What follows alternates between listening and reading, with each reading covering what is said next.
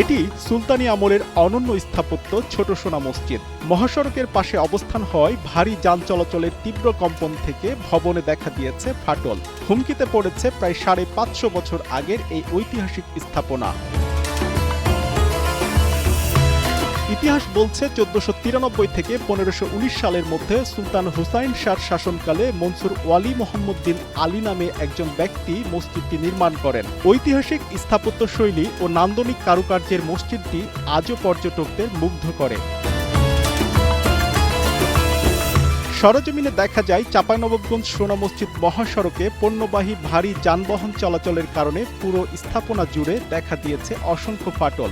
মূল দেয়াল থেকে মিনার পর্যন্ত ধরেছে চির। মসজিদটি রক্ষায় দ্রুত বাইপাস সড়ক নির্মাণের দাবি স্থানীয়দের। রাস্তাটা এর আগেও সংস্কার হয়েছে, এখনো হবে বা সামনেও হবে, কিন্তু ওটা এমন ভাবে সংস্কার করতে হবে যেন এই কম্পনটা আমাদের এই সোনা মসজিদে ইফেক্ট না ফেলে, কারণ এটা কিন্তু একবার ধ্বংস হয়ে গেলে কিন্তু আমরা এটা আর পাবো না। ভবিষ্যৎ হোক নিরাপদ, বিনিয়োগ হোক বিশ্বস্ত, আর আমার পছন্দ সল্ট বে। ওয়েলকাম টু সল্ট বে। যানবাহন চলাচল, ভারী ভারী গাড়ি যাওয়ার কারণে আমাদের মসজিদটি ফাটল ধরেছে। এই মসজিদটা সংস্কারের জন্য একটা বিকল্প রাস্তা যদি সরকার করে তাহলে আমাদের মসজিদটা বেঁচে যায়। যথাযথ রক্ষণাবেক্ষণ না করলে কালের সাক্ষী ঐতিহাসিক স্থাপনাটি একসময় ধ্বংসের মুখে পড়বে বলছেন গবেষকরা। এলাকার শুধু নয়, বাংলাদেশ শুধু নয়, আন্তর্জাতিকভাবে এই ছোট সোনা মসজিদটি পরিচিত তার গঠন শৈলী এবং তার প্রাচীনত্ব নিয়ে। আমরা একটা বড় আশা করতে পারি যে এটি একটি বাংলাদেশের সমৃদ্ধ পর্যটন কেন্দ্র গড়ে উঠতে পারে। কিন্তু আমাদের স্থানীয় কিছু সমস্যার কারণে, বিশেষ করে তার পাশ দিয়ে একটা বড় মহাসড়ক গেছে, এই সড়কের যে বড় বড় যানবাহন যায়, ভারী ভারী স্থলবন্দর থেকে যানবাহন যায়, এতে এই স্থাপনাটির ক্ষতি হচ্ছে।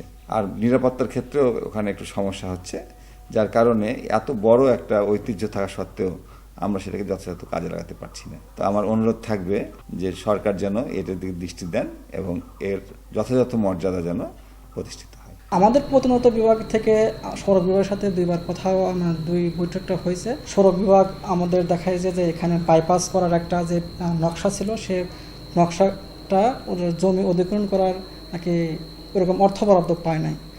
আমাদের দপ্তর থেকে প্রাণপণে চেষ্টা করে যাচ্ছে সোনা মসজিদকে রক্ষার্থে। এ বিষয়ে সড়ক ও জনপদ বিভাগ বলছে, নতুন বাইপাস নয়, বিদ্যমান সড়কেই মসজিদের সামনে কম্পন নিরোধক স্থাপন এবং ঢালাই সড়ক নির্মাণের পরিকল্পনার কথা। দুইটা পার্টকে সামনে রেখেই একটা বাইল্যাটারাল সলিউশন আমরা এখানে ইমপ্লিমেন্ট করার চেষ্টা করছি। সেটা ডেফিনেটলি টেকনিক্যালি ভায়াবল। একটা হচ্ছে যে এই অংশটুকুতে সোনা মসজিদের যেন টায়ার বা গাড়ি যে চলাচল করে হেভি ভেহিকেলগুলো, সেটার যে ভাইব্রেশন তৈরি হয় সেইটাকে ট্যাকল দেওয়া বা সেটাকে মিটিগেট করা।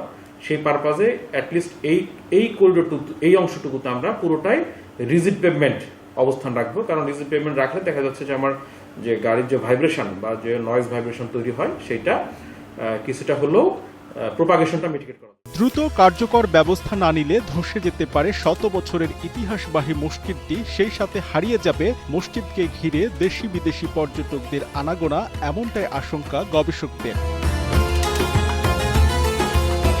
মোহাম্মদ ফরহাদ আলীর পাঠানো তথ্য ও ভিডিও চিত্রে ডেস্ক রিপোর্ট, কালের কণ্ঠ।